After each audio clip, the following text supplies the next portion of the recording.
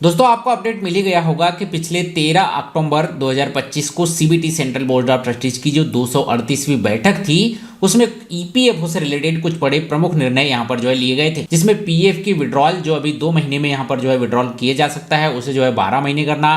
Pension का पैसा withdrawal जिसे जो है अभी 2 महीने में विड्रॉल होता है उसे जो है 36 महीने की वैलिडिटी बढ़ाना। 25% का पीएफ आपको जो है हमेशा के लिए होल्ड रखना, और जो अभी एडवांस पीएफ विड्रॉल के जो 13 पारा यहाँ पर जो है चलते हैं उन्हें जो है समराइज कर 3 पारा में यहाँ पर जो है कन्वर्ट करना। इस तरीके के कुछ बड़े निर्णय लिए गए थे। उसको लेकर ईपीएफओ ने प्रेस विज्ञप्ति जारी की थी और अब यहाँ पर जो है सर्कुलर जारी किया है। कर्मचारी भविष्य निधि संगठन की ओर से जो सर्कुलर आया है वो आप यहाँ पर जो है स्क्रीन पर देख पा रहे होंगे।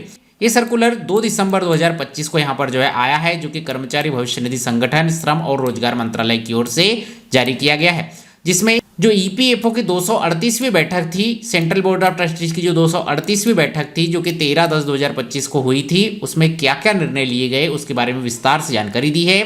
और ये जो पीडीएफ फाइल ईपीएफओ की ओर से जो सर्कुलर आया है ये करीबन 40 पेजों का है, जिसमें विस्तार से किन किन निर्णयों को यहाँ पर जो है लिया गया और क्या क्या बदलाव ईपीएफओ के अंतर्गत किए जाएंगे उसके बारे में जो है जानकारी दी गई है। तो जो प्रमुख चेंजेस ईपीएफओ के अंतर्गत ईपीएफ खाता धारकों के लिए यहाँ पर जो है किए गए उनके बारे में जो है यहाँ पर जान लेते हैं। तो जो पहला बदलाव यहाँ पर किया गया है वो ईपीएफओ में अब आपको जो है यहाँ पर मिनिमम बैलेंस बनाकर रखना होगा। जैसे आपके बैंकों में मिनिमम बैलेंस अनिवार्य होता है, नहीं तो चार्जेस वगैरह लग जाते हैं, इस तरीके से ईपीएफओ में भी आपको जो है यहाँ पर मिनिमम बैलेंस बनाकर रखना होगा। यहाँ पर कारण बताया गया है कि 2024 और 25 में देखा गया कि 50% से अधिक जो पीएफ विड्रॉल करने वाले लोग हैं वो लास्ट टाइम जब यहाँ पर रिटायरमेंट होते हैं उनका जो फाइनल सेटलमेंट निकलता है तो वो अपने 20,000 रुपए की रकम ही यहाँ पर जो है निकाल पाते हैं। यानी कि 50% लोग ऐसे हैं जो कि 20,000 रुपए ही यहाँ पर जो है सेव करके सेवानिवृत्ति तक रख पाते हैं, पहले ही पैसों को निकाल कर यहाँ पर जो है यूज कर लेते हैं। ईपीएफओ चाहता है कि जब वह सेवानिवृत्ति हो यानी कि रिटायरमेंट हो तब उनके अकाउंट में ज्यादा से ज्यादा पैसा रहे, इसलिए जो है मिनिमम 25% का बैलेंस यहाँ पर जो है रखने का रूल लाया गया है।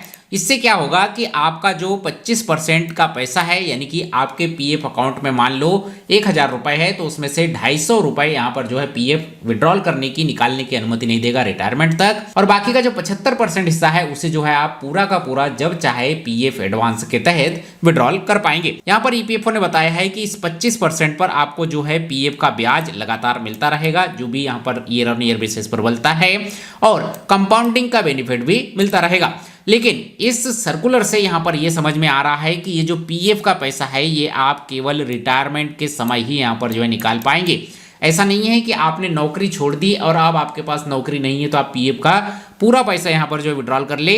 जहां तक मुझे इस पीडीएफ से समझ में आ रहा है कि आपको रिटायरमेंट के समय ही ये पूरा पैसा यहाँ पर मिलेगा, यानी कि रिटायरमेंट के समय यानी कि 50 साल की एज के बाद शायद आपको जो है ये पीएफ का पूरा पैसा मिलेगा। और तब तक यदि ये पैसा आपको जो है यहाँ पर होल्ड करना पड़े तो कई लोगों के लिए अच्छा फंड तो बनेगा, लेकिन कई लोगों के लिए समस्या भी जाएगी।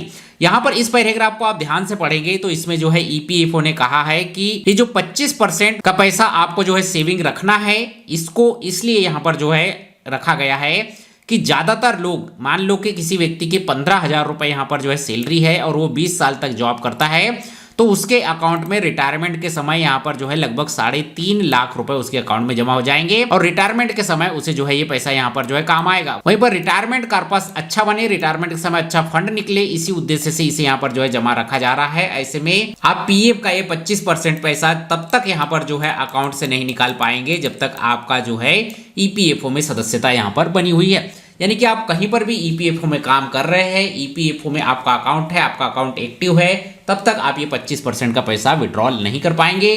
दूसरा जो बड़ा बदलाव यहाँ पर जो है किया गया है, जो पहले 13 पारा यहाँ पर थे उन्हें जो है अब केवल 3 पारे में यहाँ पर जो है बदल दिया गया है। और जो पहले कैटेगरी यहाँ पर बनाई गई है इसेंशियल सोशल सिक्योरिटी नीड, इसमें यहाँ पर आपको जो है 100% पीएफ का विड्रॉल 12 मंथ टोटल सर्विस होने के बाद आप यहाँ पर जो है निकाल सकते हैं।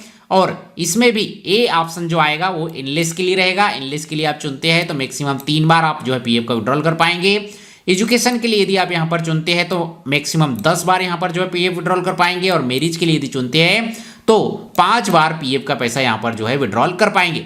दूसरी कैटेगरी के लिए आप यदि यहाँ पर कंस्ट्रक्शन वगैरह के लिए पीएफ का विड्रॉल कर रहे हैं, कहीं रीपेमेंट लोन वगैरह के लिए पीएफ का विड्रॉल कर रहे हैं, ऐसी स्थिति में भी आप पीएफ का 100% पीएफ विड्रॉल 12 महीने की सर्विस के बाद यहाँ पर जो कर पाएंगे और मैक्सिमम 5 बार यहाँ पर जो है इस तरह से एडवांस पीएफ का पैसा निकाल पाएंगे।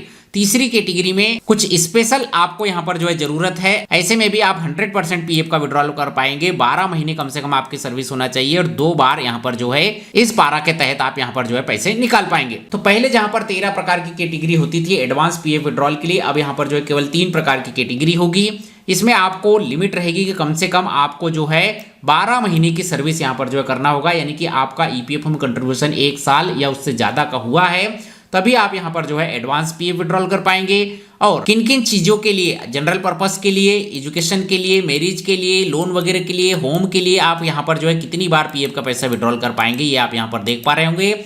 इसका स्क्रीनशॉट लेकर भी आप अपने पास यहाँ पर रख सकते हैं। अगला जो बदलाव यहाँ पर किया गया है, आप एडवांस पीएफ के तौर पर कम से कम 1000 रुपए आपको जो है यहाँ पर निकालने होंगे। पहले यहाँ पर ऐसा कोई रूल नहीं था, आपको जितने पैसे की एडवांस के तौर पर यहाँ पर पीएफ से पैसे विड्रॉल की जरूरत थी उतना पीएफ का पैसा आप विड्रॉल कर पाते थे। यानी कि आपको 500 रुपए की जरूरत है और आप 500 रुपए ईपीएफओ से निकालने के लिए रिक्वेस्ट डालते हैं तो 500 रुपए आपके जो है विड्रॉल हो जाते थे। आपको 100 रुपए की जरूरत है तो आप 100 रुपए ईपीएफओ से यहाँ पर जो है विड्रॉल कर सकते थे। लेकिन अब यहाँ पर जो है लिमिट लगा दी गई है, कम से कम आपको जो है 1000 रुपए यहाँ पर जो है ईपीएफओ से विड्रॉल करना होगा। और इसका मतलब ये भी है कि आपके अकाउंट में 1000 रुपए मिनिमम बैलेंस यहाँ पर होना चाहिए और 1 साल के बाद ही आप यहाँ पर जो है एडवांस पीएफ का विड्रॉल कर पाएंगे। ऐसे में ये भी एक नया नियम यहाँ पर जो है आ चुका है कि आपको एडवांस पीएफ के तौर पर पैसे निकालने के लिए कम से कम 1000 रुपए आपके पीएफ अकाउंट में यहाँ पर जो है होना चाहिए, यानी कि मिनिमम ट्रांजेक्शन आप 1000 रुपए का ही यहाँ पर जो है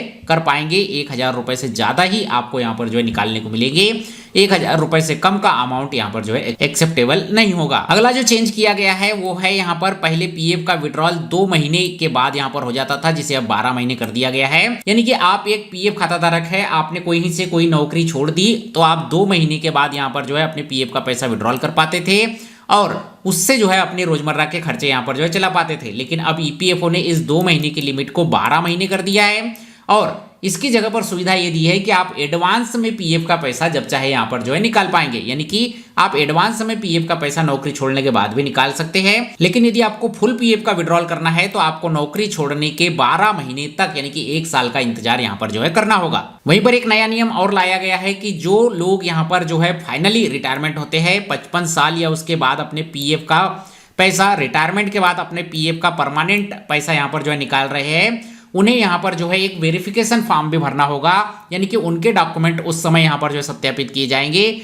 और सारी चीजें सही पाने के बाद ही यहाँ पर जो है फाइनल पीएफ के विड्रॉल की अनुमति यहाँ पर जो है दी जाएगी। यानी कि फाइनल पीएफ क्लाइम करते समय आपको यहाँ पर जो है एक अप्रूवल लेने की जरूरत पड़ेगी और ये अप्रूवल में यहाँ पर जो है आपको डॉक्यूमेंट वेरिफिकेशन यहाँ पर जो है करने होंगे। प्रमुख डॉक्यूमेंट है वो आपको यहाँ पर देने होंगे। तो आपके ईपीएफओ में कौन कौन से डॉक्यूमेंट लगे हैं वो सारी चीजें भी आपको यहाँ पर ध्यान रखनी होगी। आधार कार्ड वगैरह में आपने बीच में कहीं एड्रेस वगैरह चेंज करवा लिया है तो वो भी चीजें आपको जो है यहाँ पर ध्यान करके केवाईसी समय पर करते रहनी होगी, क्योंकि ये भी चीज आगे चलकर समस्या खड़ी कर सकता है। अगला बदलाव किया गया है ईपीएफओ की पेंशन को लेकर। ईपीएफओ के अंतर्गत आप पेंशन का पैसा भी, अभी आपने पूरी नौकरी छोड़ दी है तो 2 महीने के बाद आप यहाँ पर जो है निकाल पाते थे, लेकिन अब इसे भी बढ़ाकर 36 महीने यानी कि 3 साल यहाँ पर जो है कर दिया है। यानी कि पेंशन का पूरा पैसा यदि आपको निकालना है तो आपको जो है 36 महीने का इंतजार करना होगा। आज अपनी नौकरी छोड़ी तो आज से 3 साल के बाद आप पेंशन का पैसा यहाँ पर जो है विड्रॉल कर पाएंगे। ऐसा क्यों किया गया है, इसका कारण यहाँ पर ईपीएफओ ने बताया कि 2022-23 में देखा गया कि 31,11,343 मेंबर्स ऐसे पाए गए जिन्होंने कि यहाँ पर 10 साल से पहले ही उनका पेंशन का पूरा पैसा यहाँ पर जो है विड्रॉल कर लिया। और गवर्नमेंट चाहती है कि ज्यादा से ज्यादा लोग इस ईपीएस पेंशन स्कीम में बने रहे और इसका लाभ यहाँ पर ले। लेकिन देखा गया है ज्यादातर लोग अपनी नौकरी छोड़ने के बाद पेंशन का पैसा विड्रॉल कर लेते हैं और ये पेंशन का पैसा विड्रॉल न करे, इसीलिए जो है इस लिमिट को यहाँ पर जो है ईपीएफओ के अनुसार बढ़ाया गया है। लेकिन इससे भी कई सारे पीएफ खाताधारकों को समस्या यहाँ पर जा सकती है, खासकर वो पीएफ खाताधारक जो कि रिटायरमेंट के बाद जिनके पास यहाँ पर जो है रोजमर्रा की जिंदगी चलाने के लिए फंड नहीं है। तो पहले 2 महीने में यहाँ पर जो है पीएफ का विड्रॉल हो जाता था, पेंशन का पैसा निकल जाता था, उससे जो है वो अपने 2-4 महीने यहाँ पर गुजार पाते थे और नई जॉब यहाँ पर जो है स्टार्ट करते थे।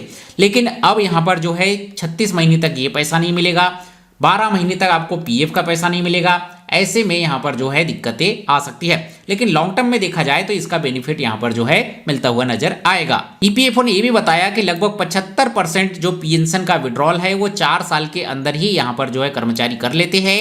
इसको भी ध्यान में रखते हुए ये नियम बदले गए हैं और अब 2 महीने की जगह 36 महीने का समय यहाँ पर जो है पूरा पेंशन का पैसा निकालने के लिए यहाँ पर जो है देना होगा। इसे बोर्ड ने यहाँ पर जो है अप्रूवल दे दिया है और यदि अब आप यहाँ पर जो है पेंशन का पैसा निकालने जाएंगे तो आपको जो है 2 महीने की जगह 36 महीने का इंतजार करना होगा। इसके अलावा पीएफ का जो सेटलमेंट है वो यहाँ पर जो है ऑटोमेटिक ऑटो पीएफ सेटलमेंट हुआ करेगा, जिससे कि आसानी से और जल्दी पीएफ का पैसा यहाँ पर जो है विड्रॉल हो जाएगा। इस तरीके के कुछ बड़े निर्णय पीएफ खाताधारकों के लिए, पेंशन खाताधारकों के लिए इस सीबीटी मीटिंग में लिए गए थे, जिसका यहाँ पर जो है नोटिफिकेशन सर्कुलर आया है। तो ये सर्कुलर की कॉपी आप ईपीएफओ की वेबसाइट से भी प्राप्त कर सकते हैं। बाकी ईपीएफओ की ओर से जो ये नए रूल यहाँ पर लाए जा रहे हैं ये कब से इंप्लीमेंट हो गया, हालांकि ऐसा जो है इस पर्टिकुलर सर्कुलर में भी नहीं लिखा हुआ है। जब से भी ये नए रूल यहाँ पर अप्लाई होंगे इसको लेकर नोटिफिकेशन यहाँ पर जो है ईपीएफओ की ओर से आएगा, उसके बारे में भी आपको जो है चैनल पर सूचित किया जाएगा। लेकिन जो नए रूल लाए गए हैं इसमें आपको क्या समस्याएं यहाँ पर दिखती है और क्या सुविधाएं यहाँ पर दिखती है ये जो है हमें कमेंट करके जरूर बताइएगा। ये वीडियो जानकारी अपडेट आपको अच्छी लगी हो, वीडियो को लाइक शेयर, चैनल को सब्सक्राइब कीजिए। मिलते हैं आपसे अगले वीडियो में, तब तक के लिए जय हिंद, वंदे मातरम।